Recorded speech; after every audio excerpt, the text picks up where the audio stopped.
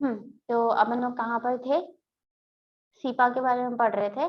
तो देखो क्या होता है ना, कई बार अपन जैसे फार्मर्स है, ओके, फार्मर्स के यहाँ पर क्या होता है, सपोज करो कि एप्पल का जो दाम है, ठीक है, नॉर्मल सीजन, और एप्पल कब से आना स्टार्ट हो जाता है, सितंबर, ऐसे तो 12 महीने ही आता है, बट जो एक्चुअल सीजन है उसका, वो टेम्परेट फ्रूट है, तो फिर सर्दी के टाइम पे आता है, सितंबर अक्टूबर से आना स्टार्ट होता है, करेक्ट।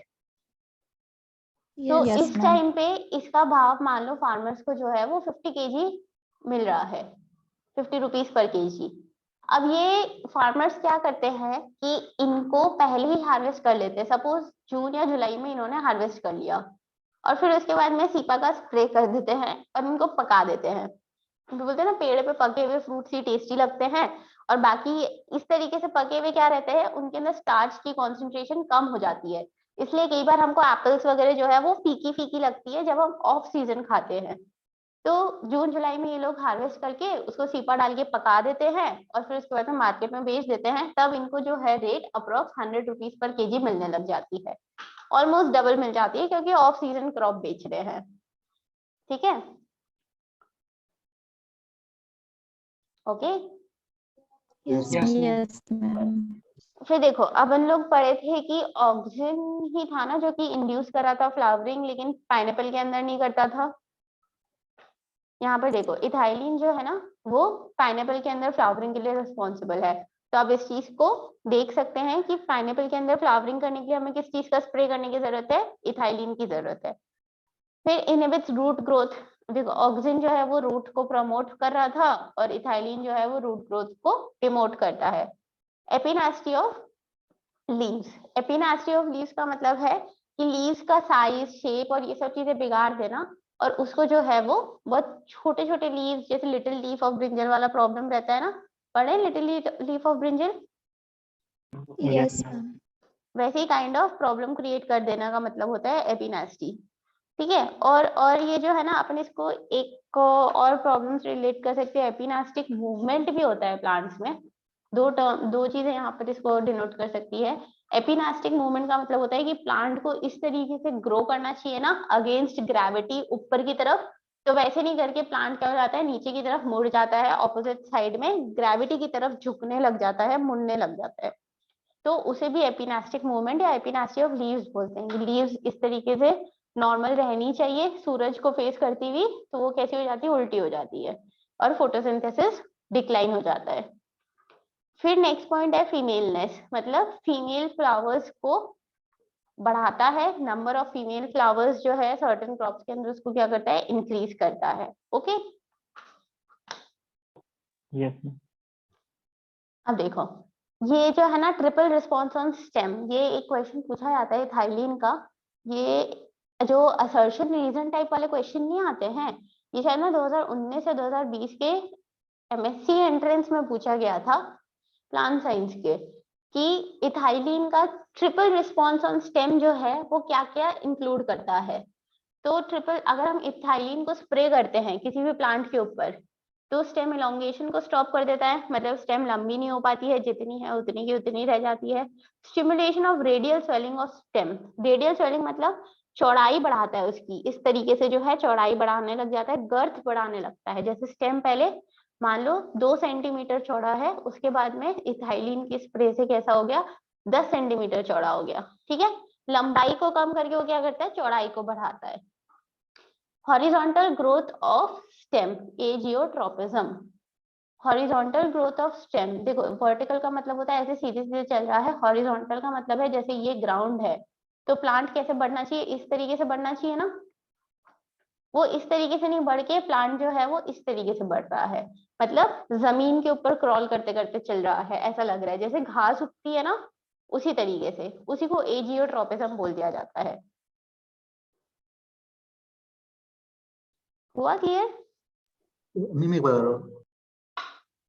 देखो, ट्रिपल रिस्पॉन्स ऑफ स्टेम रहता है इथाइलिन का, क्या रहता है, सबसे पहले तो स्टेम का इलोंगेशन रोक देता है, मतलब स्टेम को लंबा नहीं होने देता है, उसको ठिकना कर देता है, छोटा कर देता है, डॉर्फ कर देता है। फिर रेडियल स्वेलिंग करता है, मतलब एक तो छोटा कर देता है, डॉर्फ कर देता है, दूसरा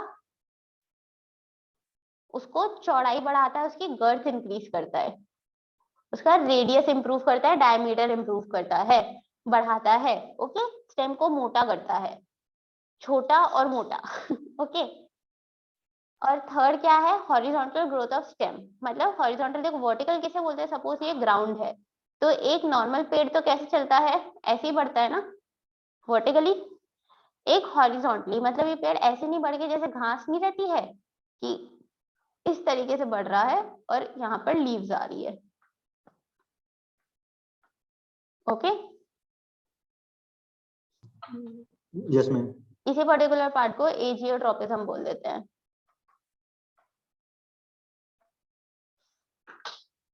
और इसी को क्या बोलते हैं, combined triple response on stem of ethylene. अब क्वेश्चन किस तरीके से पूछा गया था पता है, इसके अंदर इसमें दिया गया था कि on spray of ethylene there is a triple response on stem.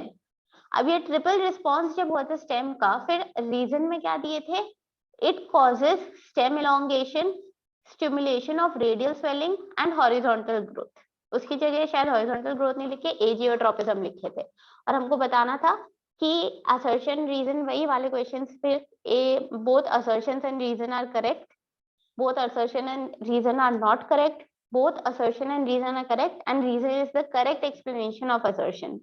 ऐसे ही करके था। तो इसमें थर्ड वाला ऑप्शन ही क्या था कि assertion भी सही था, reason भी सही था और reason सही explanation भी था assertion का। ओके, मैम रिपीट कीजिएगा। देखो तुम लोग AR के क्वेश्चंस देखे हो कोई भी, Yes, ma'am. उसमें क्या ऑप्शन रहते हैं basically, A and R both are correct. एक तो ये रहता है, एक क्या रहता है, A and R both are incorrect. एक रहता है A and R both are correct and R is the correct explanation of A. तो क्वेश्चन कैसे पूछा था, असर्शन क्या था, ethylene has a triple response on stem. और ट्रिपल रिस्पॉन्स क्या क्या था, उसमें रीजन में दे रखा था, inhibition of stem elongation, stimulation of radial swelling and horizontal growth of stem. तो आंसर क्या चला गया, ए और आर दोनों सही है और आर जो है वो करेक्ट एक्सप्लेनेशन है किसका, असर्शन का। क्लियर हुआ? Yes ma'am.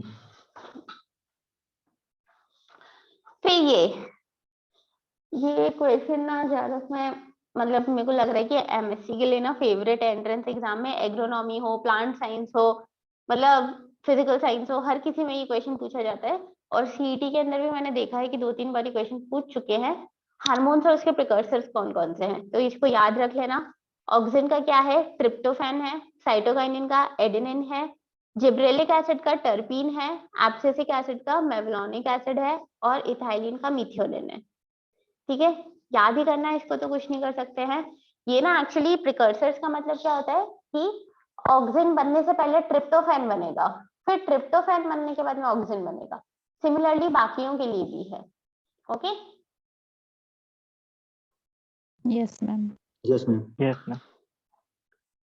चलो ये तो कल डिस्कस हो गए थे क्वेश्चंस। अब हम लोग अगला टॉपिक स्टार्ट करते हैं, जो कि फिजियोलॉजी में मेरे को लगता है कि सबको ही पता है कि बहुत ही इंटरेस्टिंग तो नहीं बोल सकते बट बहुत ही इम्पोर्टेंट टॉपिक है। सेकेंड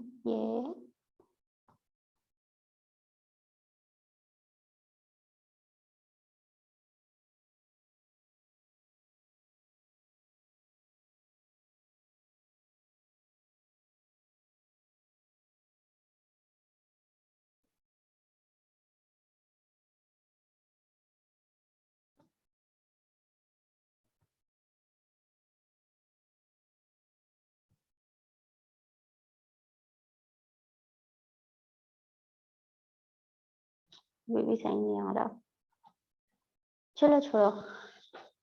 देखो, mineral absorption and nutrition of plants और मिनरल डेफिशिएंसी, दो ऐसे टॉपिक्स है जो कि सिर्फ और सिर्फ प्लांट फिजियोलॉजी में कंसाइल्ड नहीं रहते हैं। आप लोगों को भी ये पता है कि ये एग्रो में भी घुस जाते हैं, ये प्लांट साइंस में भी घुस जाते हैं, ये बायोटेक में भी घुस जाते हैं, सॉइल साइंस में भी घुस जाते हैं।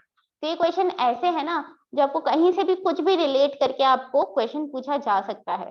तो यहाँ पर जो है मैंने most of the points cover करने की कोशिश की है, बट अगर आपको आपके एग्रोनॉमी वाले सर, सॉइल साइंस वाले मैम या फिर कोई भी मतलब जो है टीचर्स जो है ये लोग कोई भी एक्स्ट्रा पॉइंट दे रहे हैं ना, तो मिनरल एब्जॉर्प्शन को याद करने का और इसका एक भी क्वेश्चन गलत ना होना, उसका एक ही तरीका है टेबल्स बना के। देखो मैं बता देती हूँ, इस तरीके की टेबल्स बना के, ठीक है, नेम क्या है एलिमेंट का, किस फॉर्म में एब्जॉर्ब होता है, उसका रोल क्या है, फंक्शन क्या है, इस तरीके की टेबल्स आपको यहाँ से नोट्स के थ्रू मिल ही जाएगी।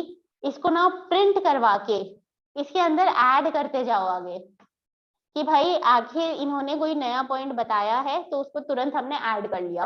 क्योंकि ना ये ऐसा टॉपिक है जो कि किसी एक पर्टिकुलर सब्जेक्ट में कंसाइज नहीं है कि हम एक ही सब्जेक्ट के अंदर इसको पूरा पढ़ ले, ये पॉसिबिलिटी नहीं है। हो सकता है कि कुछ ऐसी चीजें हैं जो कि आपको सॉइल वाले बता दे, कुछ एग्रोनॉमी वाले बता दे, हो सकता है कुछ बायोटेक वाले बता दे।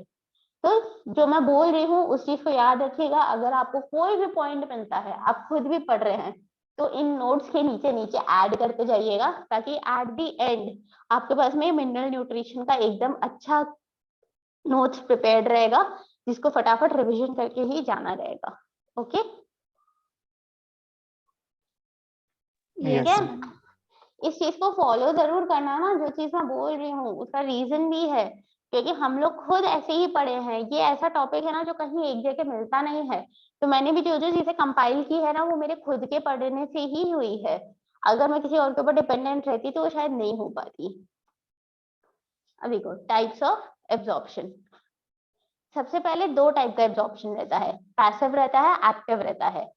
पैसिव एब्जॉर्प्शन मतलब होता है जिसमें एनर्जी का यूज नहीं होता है, और एक्टिव मतलब होता है जिसमें एटीपी का इस्तेमाल हो रहा हो। ओके, पैसिव के अंदर तीन टाइप्स आते हैं। बाय सिंपल डिफ्यूजन, डिफ्यूजन में क्या होता है, एक जगह से दूसरी जगह चीजें मूव कर जाती है on the basis of concentration, from higher concentration to lower concentration. By mass flow, mass flow अपन ने पढ़ाई है एसेंट ऑफ सैप के अंदर, कि कैसे एक साथ में सुक्रोज का मूवमेंट होता है। बाय आयन एक्सचेंज, ये चीज भी हमने देखी है, स्टोमेटा ओपनिंग और क्लोजिंग के अंदर हाइड्रोजन और पोटेशियम एक दूसरे को एक्सचेंज करते हैं, वहां पर कोई भी एटीपी खर्च नहीं होता है। ओके, एक चीज को बाहर भेज रहे हैं, दूसरी को अंदर बुला रहे हैं। हुआ clear? Yes, ma'am. Yes, ma'am. About 50-60 elements are present in plant body, but 17 essential है according to Arnon and Stout। इन्होंने ये क्राइटेरिया ऑफ एसेंशियलिटी दिया था। ये क्वेश्चन भी बहुत बार पूछ लिया गया है, तो मुझे नहीं लगता कोई पूछने वाला है, बहुत बोर हो चुका है इस क्वेश्चन से हर कोई इंसान। आर्नन ने क्राइटेरिया ऑफ एसेंशियलिटी क्या दिया था, कि देयर आर 3 क्राइटेरिया जिसकी वजह से हम किसी भी न्यूट्रिएंट को एसेंशियल बोल सकते हैं। पहला, element must be necessary for normal growth and reproduction of plants, मतलब बिना उस एलिमेंट के प्लांट जो है वो ग्रोथ नहीं कर सकता है और रिप्रोडक्शन नहीं कर सकता है, सीड्स नहीं बना सकता है, फर्टिलाइजेशन नहीं कर सकता है, और ना ही वो नॉर्मली बढ़ सकता है अगर वो एलिमेंट मिसिंग है। तो element must be specific for plant life, it can not be replaced. मतलब ऐसा नहीं कि जैसे कैल्शियम है, कैल्शियम वो काम कर रहा है, सपोज कैल्शियम की कमी है तो चलो उसकी जगह मैग्नीशियम वो काम कर लेगा, ऐसा वाला केस नहीं होगा। जैसे हमारे यहाँ पर होता है ना कि एग्रोनॉमी के टीचर्स है तो भाई वो सॉइल साइंस भी पढ़ा लेंगे, एक्सटेंशन के टीचर्स है तो इकोनॉमिक्स भी पढ़ा लेंगे, इकोनॉमिक्स वाले तो एबीएम भी पढ़ा लेंगे, ऐसा वाला चलता है ना। वैसा बिल्कुल भी नहीं होने वाला। जो जिस चीज के लिए स्पेसिफिक है, अगर वो एलिमेंट प्रेजेंट है तो ठीक है, उसको कोई रिप्लेस नहीं कर सकता, तो भी उसको अपन क्या मानेंगे, एसेंशियल मानेंगे। Elements must be directly involved in metabolism. किसी भी टाइप का मेटाबॉलिज्म, कोई भी चीज बन रही है प्लांट बॉडी के अंदर, तो वहां पे डायरेक्ट इन्वॉल्व होने चाहिए एलिमेंट्स। ओके, क्राइटेरिया क्लियर हुआ? Yes, ma'am. मैम स्टाउट भी था ना अर्नॉन के साथ? आर्नन एंड स्टाउट दोनों थे। बहुत बार ऐसा होता है कि सिर्फ आर्नन का नाम ही आता है, पहला नेम उसी का रहता है पेपर के अंदर, तो आर्नन का नाम लिख के कई बार छोड़ दिया जाता है, बाकी आर्नन एंड स्टाउट दोनों ही थे। Yes ma'am. अब देखो, अब हम आते हैं हमारे सबसे मेजर डिस्कशन पे, जो क्या है, मेजर एलिमेंट्स और माइनर एलिमेंट्स। देखो, मेजर और माइनर को क्लासिफाई कैसे करते हैं, पहले तो ये चीज देख लो कि अगर एलिमेंट्स 1 to 10 माइक्रोग्राम पर लीटर पर 10 मोल पर केजी अगर इस कॉन्सेंट्रेशन में है तो उसे क्या बोल देते हैं, मेजर। अगर 0.1 से 1 के बीच में है तो उसे बोल देते हैं माइनर। देखो इसको कैसे लिखते हैं, माइक्रोग्राम पर litre divided by moles per KG. अब अगर मैं इसको नॉर्मली लिखना चाहूँ तो ये पता है कैसे हो जाएगा, माइक्रोग्राम ऊपर आ जाएगा केजी और नीचे आ जाएगा मोल लीटर। तो ये भी सही है, कई बार ना ऐसे भी कंफ्यूज किया जाता है, तो यूनिट याद करना भी जरूरी है। जो भी एलिमेंट्स है वो किस में आएंगे, माइक्रोग्राम्स पर लीटर में, और उनको प्लांट में किसके ऊपर काउंट किया जाएगा, मोल पर केजी में। तो याद रखिएगा इसको, जो ये कॉन्सेंट्रेशन है ना ये 10 मोल पर केजी है। अगर मैं बोलूँ कि 1 मोल पर केजी कितना हो जाएगा तो इसको आपको 10 से डिवाइड करना पड़ेगा। तो 0.1 to 1 तो क्या हो जाएगा, मेजर हो जाएगा, और 0.01 to 0.01 क्या हो जाएगा, माइनर हो जाएगा। क्लियर है? Yes ma'am. Yes, ma'am. Unit याद रखिएगा, क्योंकि कई बार यूनिट में घुमा के भी क्वेश्चन पूछे जा सकते हैं, और मैं नहीं चाह रही कि वहां पर ऑप्शन में 1 to 10 भी होगा, 0.1 to 1 भी होगा, माइक्रो पूछे चाहे माइनर पूछे, मैं नहीं चाह रही कि सिर्फ यूनिट की वजह से आपको क्वेश्चन गलत हो जाए। Okay Yes, ma'am. Yes ma'am. अब देखो मेजर के अंदर कौन कौन सा आते हैं, CHON, KSP, CaMg, यानी carbon, hydrogen, oxygen, nitrogen, potassium, sulphur, phosphorus, calcium और मैग्नीशियम। और माइनर में आते हैं iron, copper, manganese, zinc, chloride, molybdenum और निकल आता है। ओके, मेजर एलिमेंट है या माइनर एलिमेंट है, माइनर मतलब जो कम क्वांटिटी में रिक्वायर्ड है, मेजर जो कंपैरेटिवली 10 टाइम्स ज्यादा क्वांटिटी में रिक्वायर्ड है। ओके अब हम आ जाते हैं element and form of absorption. Element क्या है, नाइट्रोजन, NO3 माइनस के फॉर्म में एब्जॉर्ब होता है। अब देखो यहाँ का ना हर एक पॉइंट जो है ना वो कहीं ना कहीं किसी ना किसी एग्जाम में क्वेश्चन आ रखा है, तो हर एक पॉइंट बहुत इंपॉर्टेंट है, हर एक पॉइंट याद करना है। नाइट्रोजन को किस फॉर्म में एब्जॉर्ब किया जाता है, NO3 माइनस के फॉर्म में, जिसे नॉर्मली लैंग्वेज में क्या बोला जाता है, नाइट्रेट बोला जाता है। राइस और पोटैटो में अमोनिया की फॉर्म में इंक्लूड होता है, एब्जॉर्ब होता है, लेकिन कब, इनिशियल स्टेजेस में। ठीक है, पोटैटो के अंदर, राइस के अंदर तो हमेशा अमोनिया के फॉर्म में ही एब्जॉर्ब होगा, लेकिन पोटैटो में इनिशियल स्टेजेस में अमोनिया के फॉर्म में एब्जॉर्ब होता है, बाद की स्टेजेस में उसके अंदर भी किस में एब्जॉर्ब हो जाता है, नाइट्रेट की फॉर्म में, NO3 माइनस की फॉर्म में। यहीं से बहुत सारे क्वेश्चंस निकल गए, तो याद रखिएगा नाइट्रोजन किसकी फॉर्म में एब्जॉर्ब होता है, नाइट्रेट की फॉर्म में एब्जॉर्ब होता है। एक्सेप्शन क्या है, राइस और पोटैटो की early stages. Okay mic on है, ऑफ कर लो।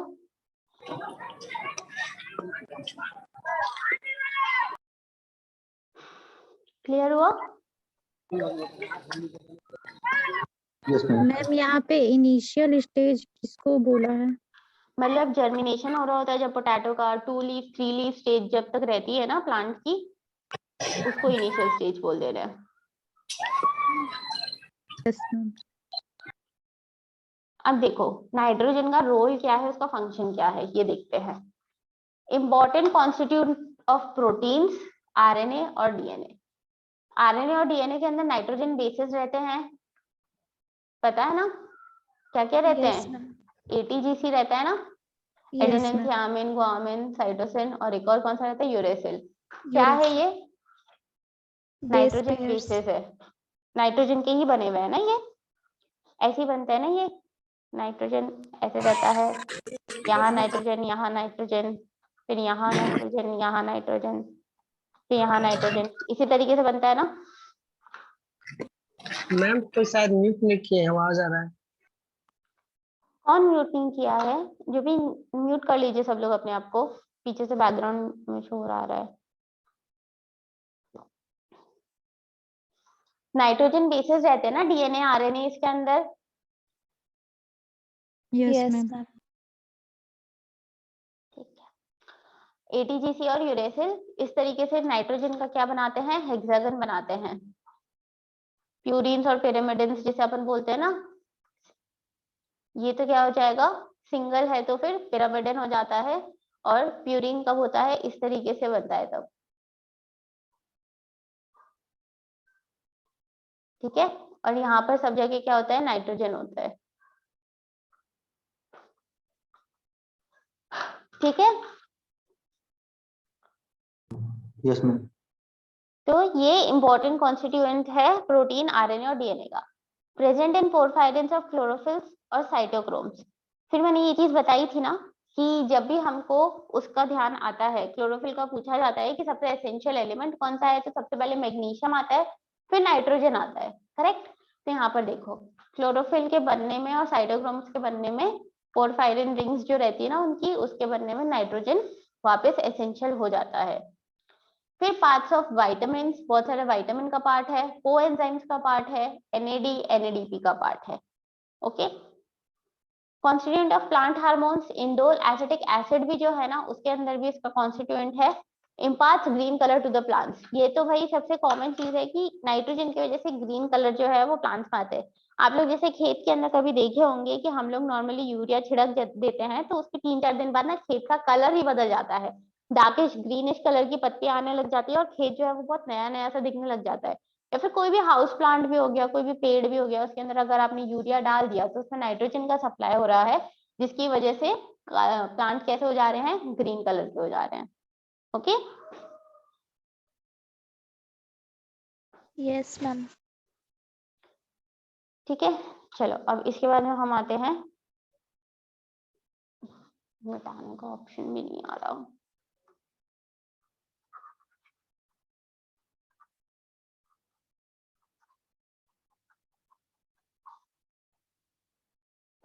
इसके बाद में हम आते हैं सल्फर पे। सल्फर किस फॉर्म में एब्जॉर्ब होता है, SO4-2, या फिर इसे अपन क्या बोल सकते हैं, सल्फेट बोल सकते हैं।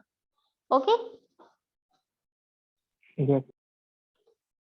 अब देखो यहाँ पे एक बहुत इंपॉर्टेंट क्वेश्चन आ जाता है, ऐसे कौन से अमीनो एसिड्स है जिसमें सल्फर प्रेजेंट है, सिस्टीन, सिस्टीन या इसको सिस्टाइन बोल सकते हैं, और मिथ्योनिन।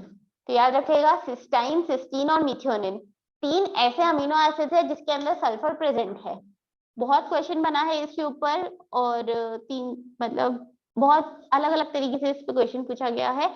या तो पूछ लेंगे कि सल्फेट किस किस का पार्ट है, कौन कौन सा अमीनो एसिड का पार्ट है, या फिर बोल देंगे कि ऐसे कौन से अमीनो एसिड्स है जिनके अंदर सल्फर प्रेजेंट है, ऐसे कितने अमीनो एसिड्स है जिनके अंदर सल्फर प्रेजेंट है। तो 3 है, सिस्टाइन, सिस्टीन और मिथ्योनिन, याद रखिएगा इसको। फिर ये किसका पार्ट है, vitamin B, thiamine, coenzyme A, याद है एसिटाइल कोएंजाइम ए, अपन रेस्पिरेशन के अंदर पढ़े थे लिंक रिएक्शन के अंदर, यस मैम। उसका भी एक पार्ट है। फिर उसके बाद में disulphide linkage for protein orientation. देखो, जब भी प्रोटीन बनता है ना तो उसके बीच में 2 सल्फर के बीच में बॉन्ड बनाया जाता है, और ये बॉन्ड बहुत इंपॉर्टेंट होता है क्योंकि ये पूरी स्ट्रेंथ प्रोवाइड करता है कि प्रोटीन आपस में एक दूसरे से जुड़े रहे। तो इसलिए इसको डाइसल्फाइड बॉन्ड बोला जाता है क्योंकि 2 सल्फर के बीच का बॉन्ड है। तो यहाँ पर भी इंपॉर्टेंट हो गया प्रोटीन की फॉर्मेशन के अंदर भी। फिर उसके बाद में मैंने आपको ये चीज पढ़ाई थी कि कोई भी एंजाइम रहता है उसकी कोई भी एक्टिव साइट रहती है, एसएच जैसे मान लो, तो क्या होती है, सल्फा हाइड्रल सल्फा हाइड्रल रहती है और एच को रिप्लेस कर दिया जाता है जिस भी ग्रुप को हमको लेके आना है उससे। तो ये सल्फा हाइड्रल की साइट्स जो है वो एक्टिव साइट पे बहुत इंपॉर्टेंट रहती है, तभी जाके कुछ जुड़ पाता है, correct. Yes ma'am. Role in oil synthesis, chlorophyll synthesis, कुछ बोल रहे हो? देखो, आप लोगों ने ये चीज सुनी होगी कि पल्सेस जो है, सॉरी पल्सेस क्या बोल रही हूँ, ऑयल सीड्स जो है उसके अंदर बोला जाता है कि सल्फर जो है वो हमको अच्छे से स्प्रे करना है, सल्फर को हमको खेत में अच्छे से देना है जिससे कि ऑयल कंटेंट अच्छा निकलता है। तो हम लोग कोशिश यही करते हैं कि ऐसे फर्टिलाइजर दे ऑयल सीड्स के अंदर जिनके अंदर सल्फर का कंटेंट अच्छा हो। इसीलिए किस लिए बोलते हैं, क्योंकि सल्फर ऑयल सिंथेसिस में बहुत इंपॉर्टेंट है। इसका क्लोरोफिल सिंथेसिस में भी रोल रहता है बट इतना इंपॉर्टेंट नहीं रहता जितना नाइट्रोजन का रहता है। फिर उसके बाद में रूट नोड्यूल फॉर्मेशन में जो बायोलॉजिकल नाइट्रोजन फिक्सेशन है ना, उसके अंदर जो रूट नोड्यूल्स बनते हैं उनके फॉर्मेशन में भी कौन हेल्प करता है?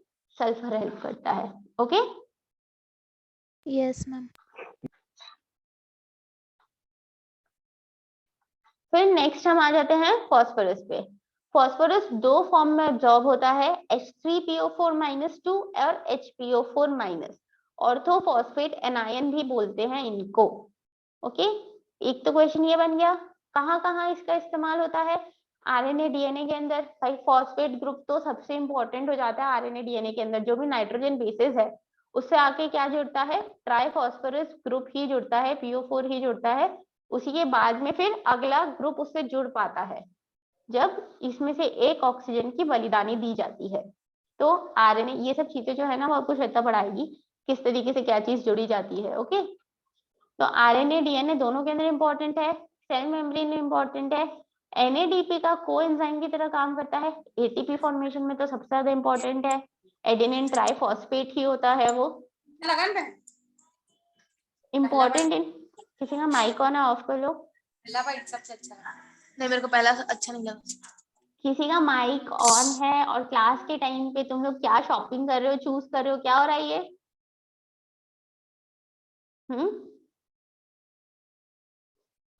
अपने घर वालों को बोल दिया करो कि हम लोग पढ़ रहे हैं, कृपया करके डिस्टर्ब ना करें।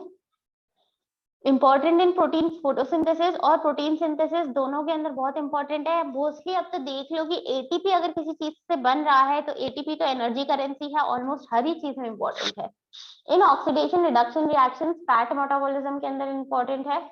इन ग्रोथ ऑफ रूट्स, लीव्स और सीड्स, मतलब ये तो यही चीज हो गई कि भाई हम लोग जब तक खाएंगे नहीं तब तक बढ़ेंगे कैसे? तो हमारा खाना क्या है? फॉस्फोरस। तो हमारी बॉडी में बाकी सारे काम कब होंगे? जब हमारे पास में फॉस्फोरस आएगा।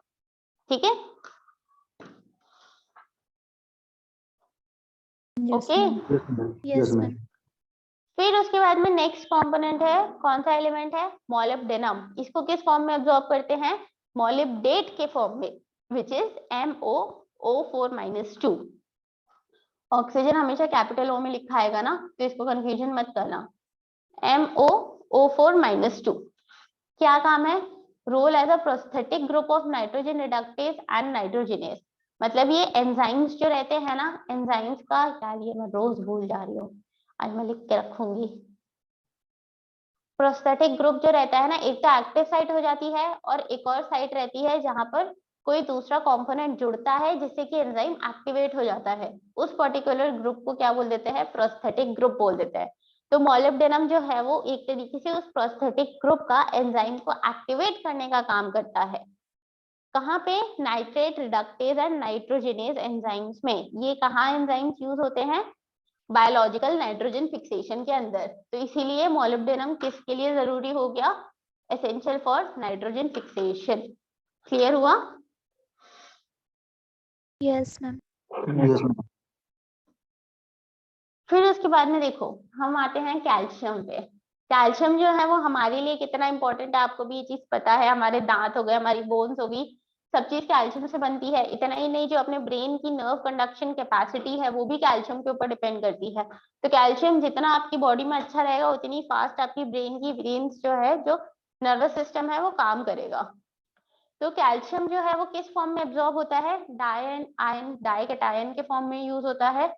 एक ये क्वेश्चन भी पूछा जाता है कि कौन कौन से ऐसे एलिमेंट्स है जो कि डाइकैटायन के फॉर्म में एब्जॉर्ब होते हैं। तो कम ही है, एक तो कैल्शियम है, एक मैग्नीशियम है, उसके अलावा कोई और है? आयरन है, मैंगनीज है, कोबाल्ट है, कॉपर है।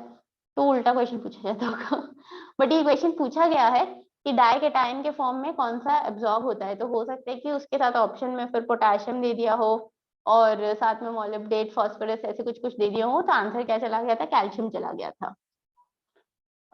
Important for mechanical strength. Middle lamella में सबसे पहले क्या डिपॉजिट होता है? कैल्शियम और मैग्नीशियम पेक्टेट का डिपोजिशन होता है। फिर मिडल लैमेला बनता है, उसके बाद में प्राइमरी सेल वॉल, फिर सेकेंडरी सेल वॉल।